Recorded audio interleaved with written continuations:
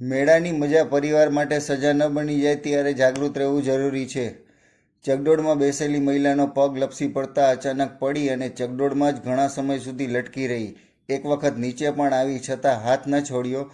બાદમાં મેળાના સંચાલક કાર્યકર્તાએ હિંમત કરી ઉપર જઈ મહામહેનતે મહિલાને ઝૂલાની અંદર લઈ લીધી. મહિલાનો જીવ બચાવી લીધો. વિડીયો વાયરલ છે. ક્યાંનો છે અને ક્યારનો છે તે જાણી શકાયું નથી. સાવધાન રહો, સતર્ક રહો. જાન હે તો જહાન હે. ભીડભાડવાળી જગ્યામાં પણ ક્યારે શું થાય તે નક્કી ન હોય, માટે સાવચેત રહેવું જરૂરી છે. આ વિડીયો કોઈ અફવા ફેલાવવા માટે મૂકવામાં આવ્યો નથી, પરંતુ જનતાની જાગૃતિ માટે મૂકવામાં આવ્યો છે.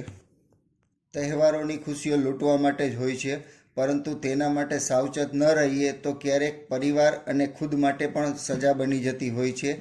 એટલે જેટલા જાગૃત રહેશો એટલા જ મેળાની મજા માણી શકશો અને તહેવારોની મજા માણી શકશો. તહેવાર છે તો આનંદ કરો.